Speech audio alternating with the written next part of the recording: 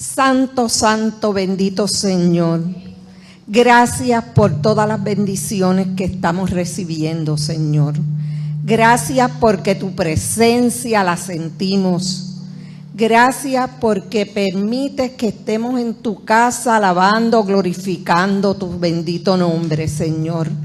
Te presentamos al hermano que ha de traer tu palabra, porque es la palabra que tú quieres traernos, Señor. Tú lo vas a utilizar, Señor. Tú vas a poner palabra bendita en sus labios, Señor. Permite, Señor, que esa palabra edificadora, esa palabra de fe, esa palabra de amor, de perdón, de unión, nosotros las aceptemos como tú quieres que nosotros la aceptemos, Señor. Permite que esa palabra la guardemos y la tengamos presente siempre en nuestras vidas, Señor.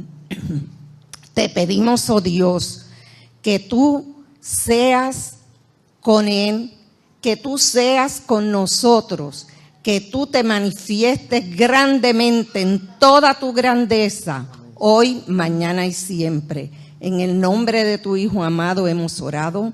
Amén.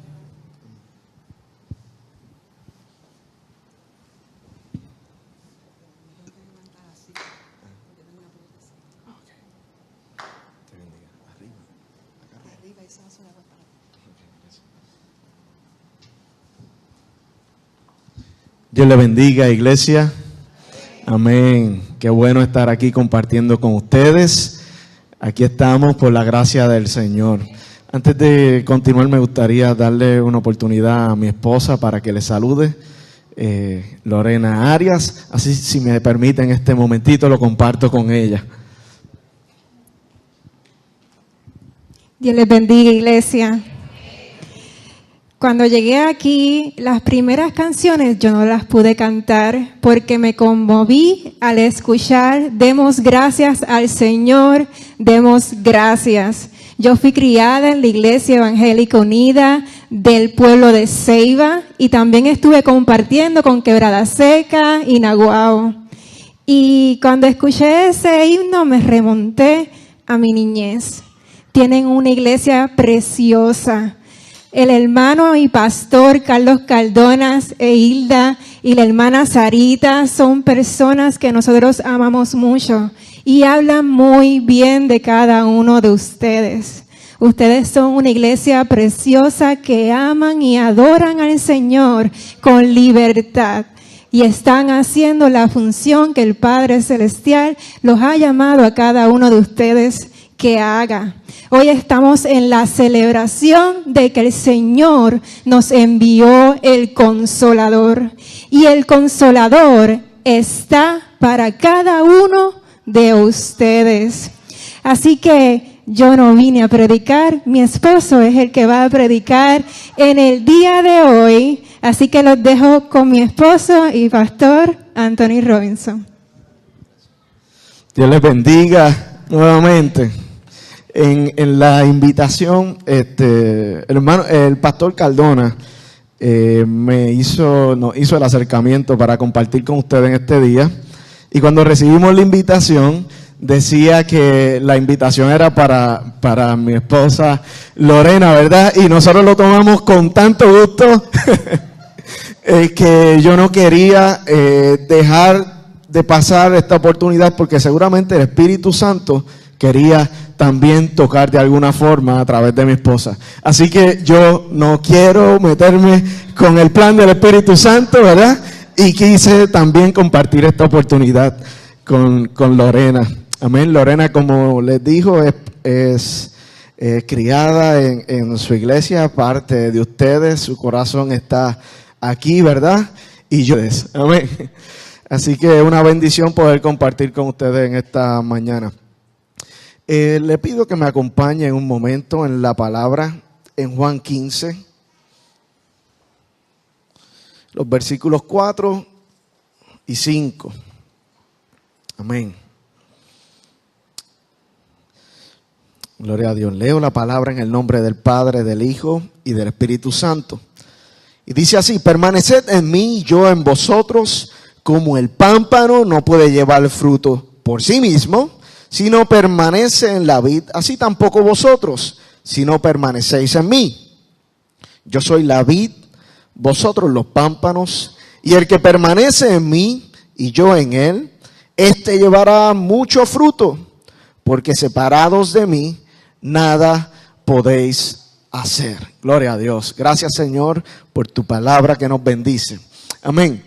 Y quisiera, ¿verdad?, retomar toda la palabra del Señor que ha sido traída desde el momento en que llegamos.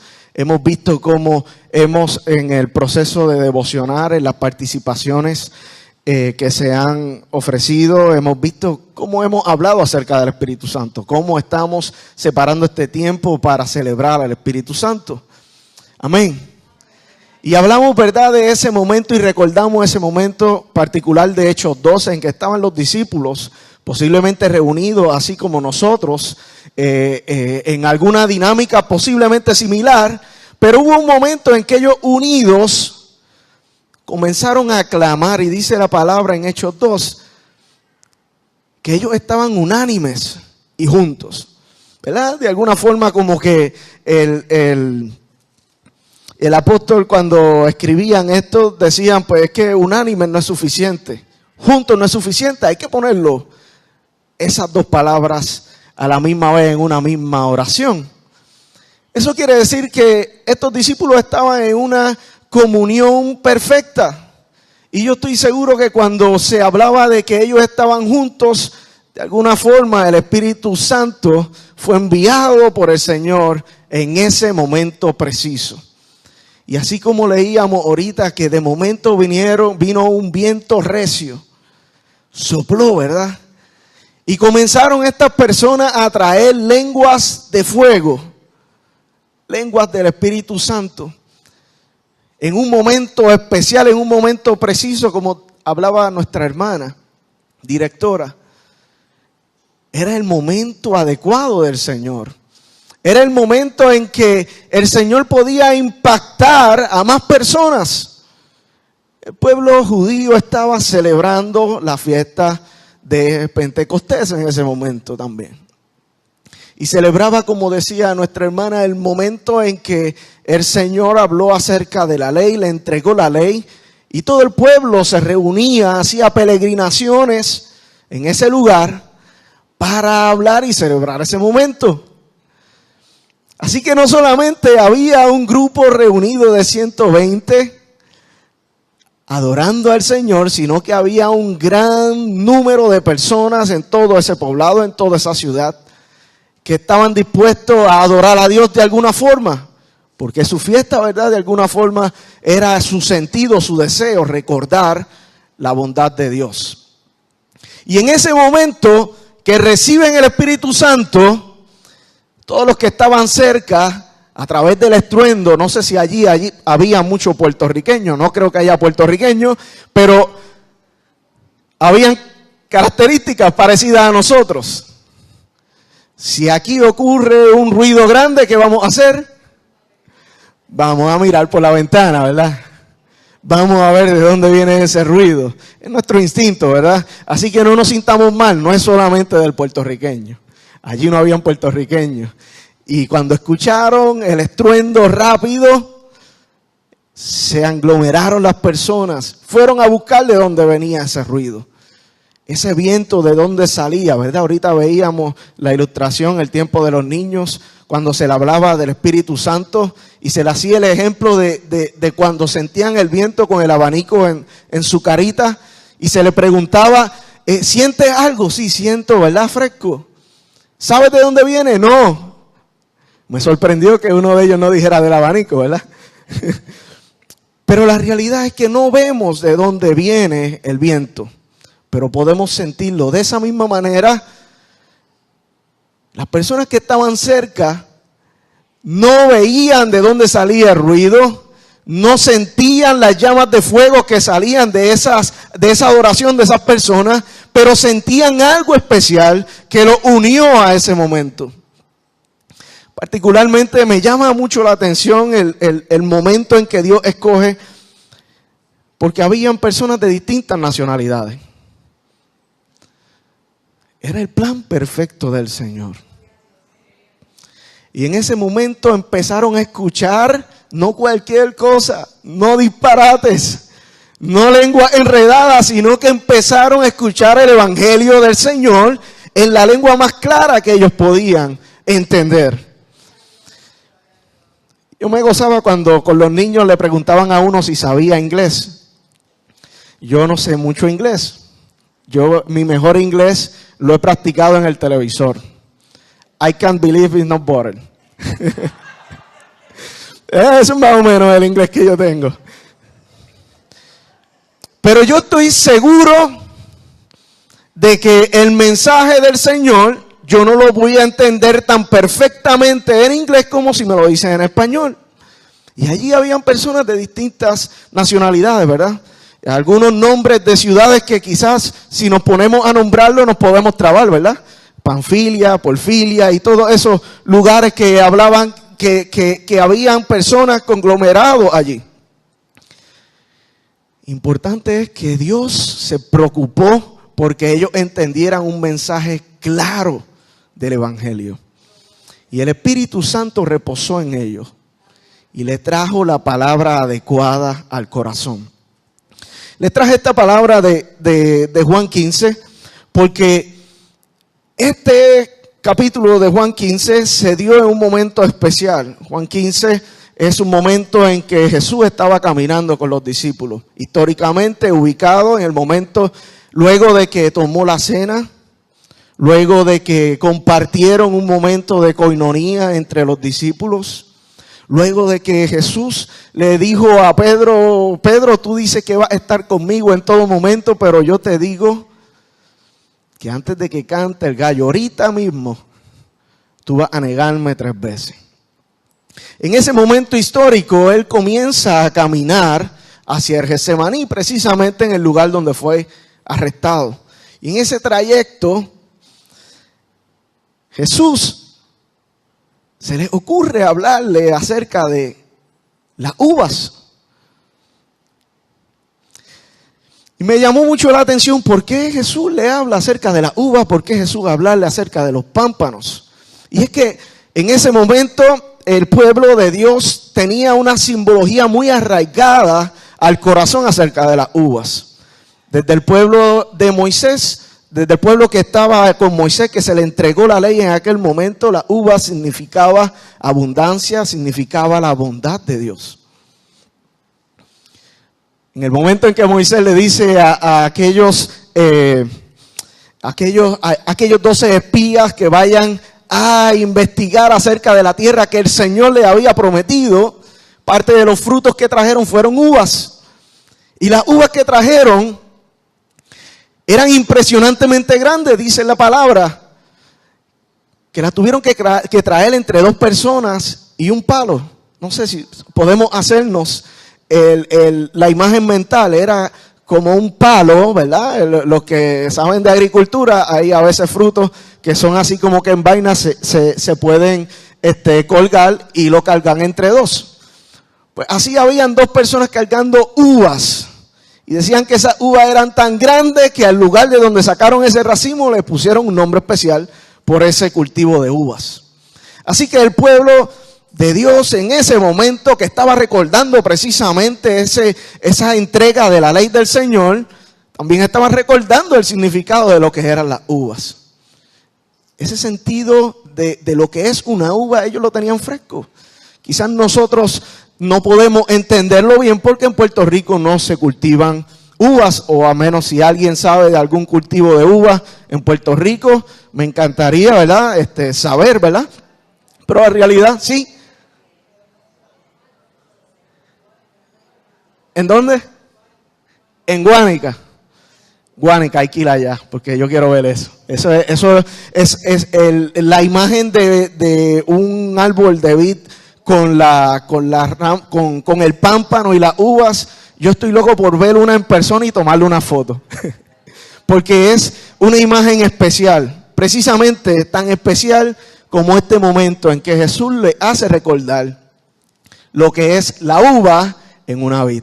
Y sabes que los discípulos sabían acerca de ese fruto porque obviamente lo cultivaban también.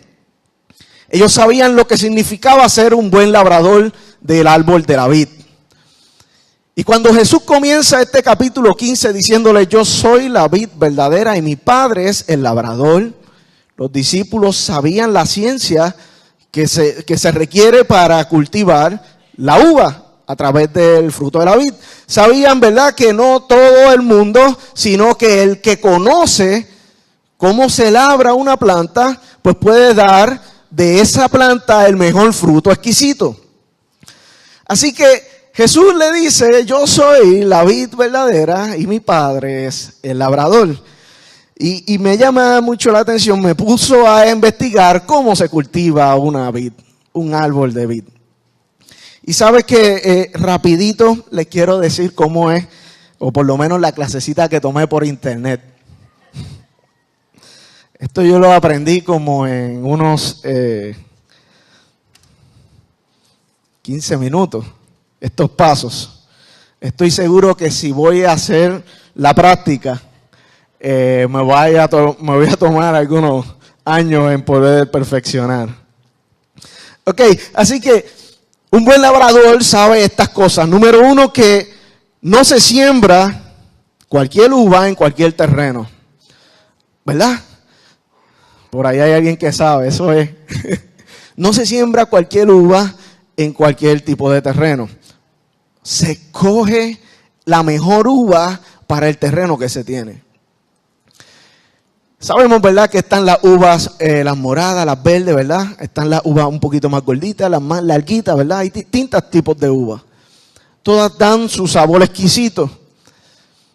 Pero difícilmente la uva verde te va a saber a la uva morada, ¿verdad que no?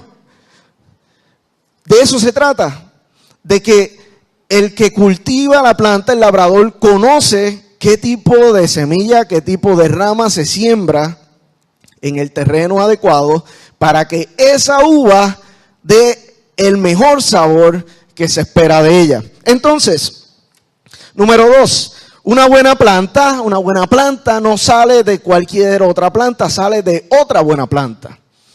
¿Cómo se prueba una buena planta? A ver, esta es buena. Probando la uva. Amén. Y una vez se sabe que la uva da el sabor adecuado, una vez se sabe que la uva tiene el sabor que uno espera, pues entonces cosechas de esa vid. Y una vez cosechas de esa vid, puedes decir, ok, esa planta me puede dar una buena hija. Y se saca de esa planta algunas ramas. Y esas ramas se cortan en una medida especial, a un diámetro especial. Se limpia, se prepara el terreno y se pone la rama. Y de ahí sale ese arbustito, ¿verdad? Así que una buena planta nace de otra buena planta. De una planta que ha sido probada y que está aceptada, ¿verdad? De alguna forma el fruto que se probó dijo, no, este es el que yo quiero sacar hijos de este fruto. Número 3, cuando se siembra el terreno tiene que estar adecuado. Número 4, el ambiente se prepara, ¿verdad? Un buen viñedo tiene una palabra, sí, tiene un proceso, unos refuerzos que se llama espaldera. Espaldera es como una hilera, se pone unos refuerzos en cada espacio sólido, se tira unos hilos porque como ella como que se tiende a enredar, pues entonces queda fuerte. Así que se prepara el terreno, se prepara el ambiente y se siembra. Esa preparación se hace pensando en que esa planta te va a dar el mejor fruto, el mejor ramillete de uva, ¿verdad? El mejor pámpano lleno de uva. Porque si tú menosprecias lo que estás haciendo, de momento te puede salir un buen ramillete, cae bien cargado y la planta no va a resistir el peso de ese fruto que se está dando. Así que el ambiente tiene que ser preparado. Amén. Y dentro de ese cuidado adecuado, hay un dato muy importante que me llamó mucho la atención. número 1, ¿verdad? Es que esa planta pudiera dar fruto en el primer año. Pero un buen labrador sabe que ese fruto que da esa planta le puede hacer daño a esa plantita. Y un buen labrador sabe que ese primer año no puede permitir que el fruto que va a querer dar esa planta lo dé, porque la planta no lo va a resistir. El tallo va a ser muy débil, el tronco sería débil, y cuando saque el fruto va a ser mucho peso sobre esa planta. Y la planta se puede romper y la planta se puede caer. Así que por un año el labrador tiene que darle un cuidado excesivo, quizá un poco más fuerte que todos los demás. Y tiene que cortar cuando quiera salir esa flor, cortar ese fruto para que no le haga daño. Y darle tiempo a que se fortalezca ese tronco. Entonces, luego de ese tiempo, luego de que pase el tiempo adecuado, ese primer año, esa próxima cosecha tú la pruebas.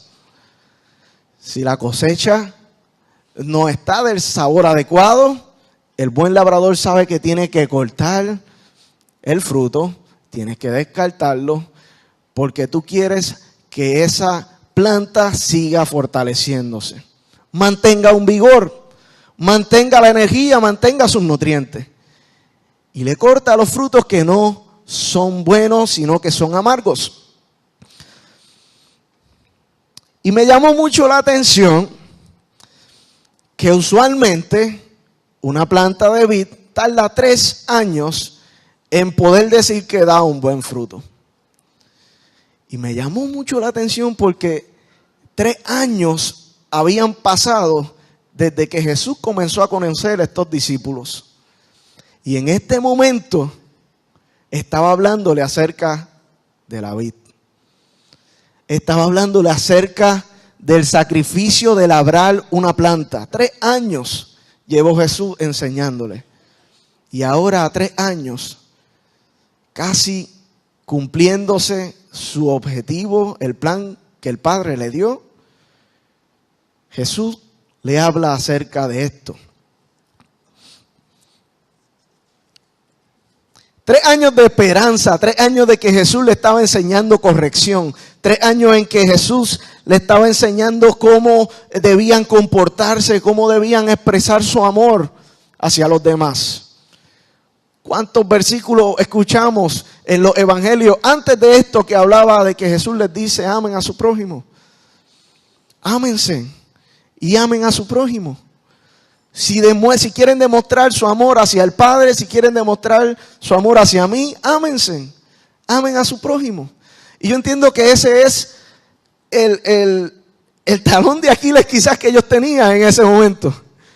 Porque Jesús se lo repetía mucho y yo he aprendido que si alguien me repite algo mucho es porque me falta entender el sentido de lo que me quiere enseñar. Y Jesús le estaba enseñando acerca de mantenerse unidos. Yo soy la vid verdadera y mi Padre es el labrador. En este contexto histórico yo quiero que usted se transporte a ser uno de esos discípulos. De noche. Quizás no hay mucha luz porque en ese tiempo no habían postes, pero seguramente tenían que estar siendo alumbrados por algo.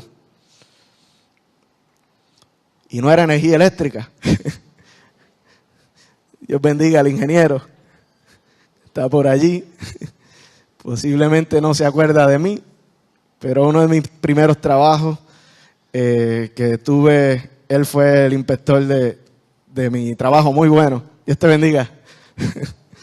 Entonces, los discípulos estaban a media luz caminando. Proyéctese en ese momento. Y Jesús comienza a hablarle y le dice, yo soy la vid verdadera y mi Padre es el labrador. Usted ya conoce la ciencia acerca de cómo cultivar una fruta de uva.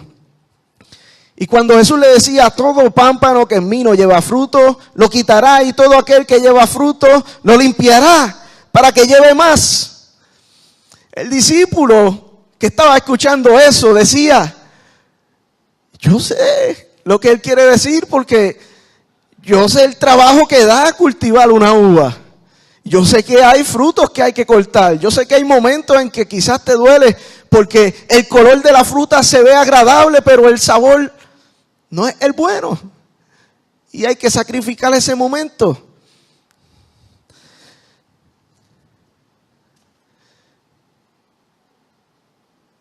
Y Jesús les continúa diciendo, y vosotros estáis limpios por la palabra que os he hablado. Yo estoy seguro que los discípulos no entendieron completamente lo que Jesús le estaba diciendo en ese momento. Pero llegó el momento en que entendieron. Estoy seguro que los discípulos quizás no se habían dado cuenta que ya había pasado 3 años de enseñanza. 3 años en que Jesús le había dado corrección en su tiempo. Había sacado cosas de ellos. Le había hecho ver cosas malas que habían en su corazón. Le había hecho ver que habían frutos que querían salir, que no podían salir, porque era necesario esperar un tiempo más. Pero ya a este tiempo, 3 años después, la planta está lista para dar un buen fruto. Y de alguna forma Jesús le quiere decir, así como una planta de uva en 3 años puede dar su mejor fruto, ustedes llevan 3 años conmigo y han sido limpiados por esta palabra. Ustedes pueden dar un buen fruto. Ahora bien, Jesús les dice, permaneced en mí y yo en vosotros, como el pámpano no puede llevar fruto por sí mismo, sino permanece en la vid, así tampoco vosotros, si no permanecéis en mí. Aunque Jesús está muy claro de la enseñanza de verdad que se le había dado, Jesús sabía que era importante que ellos se mantuvieran atados al propósito que Él les había enseñado, que se mantuvieran unidos entre sí, que se mantuvieran unidos a la fe que habían aprendido. Y yo soy la vid verdadera, vosotros los pámpanos, y el que permanece en mí, yo en él, este llevará mucho fruto, porque separados de mí, nada podéis hacer. En este punto, ¿verdad? Recuerdan que el Espíritu Santo no había sido repartido para todos, sino que en momentos especiales Jehová enviaba su Espíritu para traer un mensaje especial a su pueblo, y hacía unos días lo había hecho con Pedro. Cuando Jesús le pregunta, ¿y ustedes quién creen que soy? ¿Se acuerdan ese momento en que ellos estaban diciendo, Jesús, tú estás hablando muy fuerte a estas personas, se están yendo? Tu trabajo como labrador, de alguna forma le está diciendo, tu trabajo como labrador es fuerte, estás perdiendo fruto, estás dejando que se pierdan las uvas. Y de alguna forma Jesús les estaba haciendo entender, yo estoy dirigido por mi Padre, que es el labrador. Y si no les gustan y si tienen que moverse, Jesús les dijo, ¿y ustedes qué creen? ¿Y ustedes qué van a hacer? ¿A dónde van? ¿Quién ustedes piensan que soy? Y Pedro fue iluminado por el Espíritu Santo y le dijo, no, yo sé quién tú eres. Tú eres el Hijo del Altísimo, el Hijo de Dios. El Espíritu Santo estaba repartiendo primicias en ese momento también. Pero en este momento histórico todavía el Espíritu Santo no le había permitido entender a los discípulos lo que Jesús le estaba enseñando. 50 días después, posiblemente un poco más de 50 días, el Espíritu Santo llega sobre ellos. Y comienzan a hablar lenguas. Y sus ojos son abiertos. Esta historia que acabamos de leer, posiblemente se comenzó a entender en ese momento en que el Espíritu Santo les permitió entender la importancia de mantenerse unidos a la fe. La importancia de dar un buen fruto. Los ojos le fueron abiertos en ese momento y dieron testimonios. Y esto me lleva a pensar que a veces nosotros escuchamos palabra del Señor, escuchamos un mensaje del Señor y no siempre lo entendemos en el momento. A veces nos pasan situaciones en nuestra vida que no entendemos por qué. A veces sentimos que se nos desprende un pedazo del fruto que quiere salir de nosotros y no entendemos por qué. A veces sentimos que se nos cortan ramas y no entendemos por qué. Y duele. Es un proceso doloroso. Cuando pasan cosas que uno no tiene explicación, es un proceso doloroso. Yo le llamaría el proceso de los 3 años de preparación. Pero no necesariamente tienen que pasar 3 años, no necesariamente tienen que pasar minutos. Pero seguramente lo vamos a entender en el tiempo del Señor. En el tiempo del que el Espíritu Santo abra nuestros ojos para entender por qué hay ramas de nuestro corazón que tienen que ser removidas. ¿Por qué hay ramas en nuestra planta, en lo que sentimos que nos hace fuerte? ¿Por qué tienen que desprenderse de nosotros? Si sentimos que esa parte de nosotros como planta nos fortalece. Y esas preguntas no tenemos respuesta. De esas preguntas no tenemos forma de contestarlas. Solamente les tengo que decir que hay un tiempo en que el Espíritu Santo abre los ojos de nuestro corazón espiritual y nos permite entender el tiempo que vivimos en el pasado, en el presente, para prepararnos para un mejor futuro. El tiempo del Pentecostés marca el nacimiento de una iglesia ferviente, una iglesia guiada por el Espíritu. El tiempo de Pentecostés, lo que hoy se celebra, marca el nacimiento de la iglesia. Pero pasó por un momento duro, doloroso y triste para ellos. Pero el gozo futuro fue aún mayor.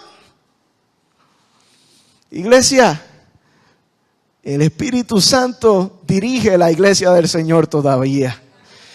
El Espíritu Santo dirige la iglesia del Señor todavía. Lo que vivimos como iglesia, la experiencia que tenemos como iglesia, es el proceso que Dios nos lleva hacia dar un mejor fruto. Vamos a dar el fruto adecuado. Claro que sí.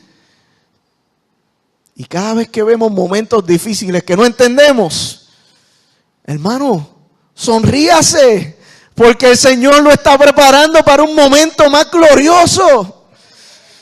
Su fruto va a dar un mejor sabor.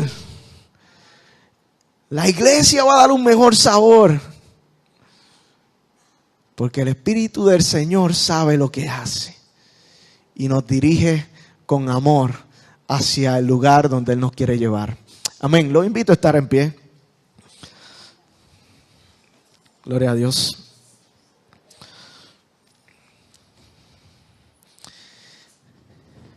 Me gozaba en el momento de la intercesión del culto, el momento en que se presentaron las peticiones y los corazones que necesitaban dirección de alguna forma del Señor. Y veo tanta similitud a nosotros también como iglesia. Realmente estamos dirigidos por el mismo Espíritu. Realmente me gozo porque en su iglesia, en mi iglesia y seguramente en todas las iglesias del Señor dirigidas por el Espíritu, nosotros como plantas del Señor también pasamos por momentos difíciles y momentos en que necesitamos oración. Pero así como el Señor decía que tenemos que estar unidos a Él, y así como un pámpano se puede ver llenito de uvas, así yo veía este momento de oración aquí al frente. Hermanos orando por otros hermanos. Una oración ungida por el Espíritu que trajo la hermana. Tocando seguramente la necesidad de cada corazón. Y yo estoy seguro que mientras usted recibía esa oración, usted sentía y recibía la porción que le tocaba. Y se los doy como testimonio porque yo no me paré, pero estaba ahí levantando las manos. Y recibí también el corte especial del Señor. Recibí también la palabra que necesitaba mi corazón del Señor.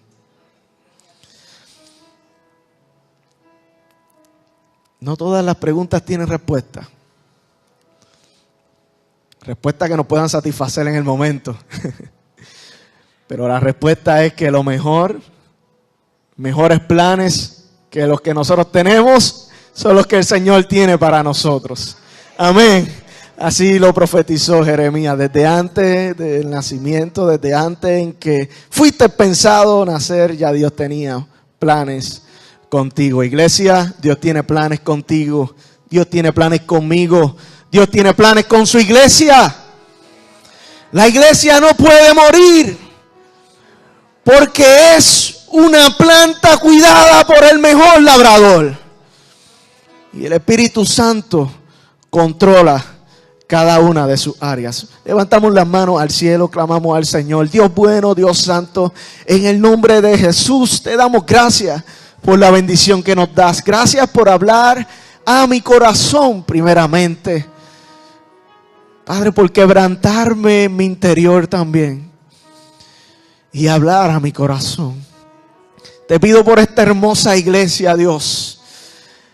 Así como los discípulos reconocen y el mismo Jesús reconoce que separados de ti no somos nada, Dios. Te pedimos que nos mantengas abrazados a tu regazo, Dios.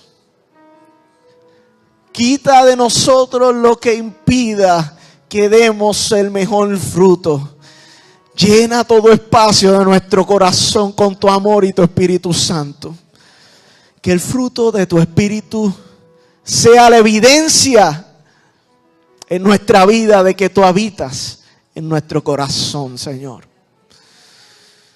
Sana los corazones y prepáranos, Dios, para lo mejor que tú tienes para tu iglesia, Dios. Llévanos a ese momento especial, Dios. Ese momento de unidad. Ese momento en que estemos seguros, porque separados de ti, nada podemos hacer. En el nombre de Jesús. Amén. Amén. Gloria a Dios. Dios les bendiga. Les doy un abrazo desde acá. Bendiciones a todos. Para la bendición, pastor. Le pedimos al pastor, antes de que nos vayamos, que nos dé la bendición pastoral. Amén. Que el Señor les bendiga, que haga resplandecer su rostro sobre ustedes, nos dé paz y nos dirija en todo su camino. Amén. Cantamos la doxología, hermanos.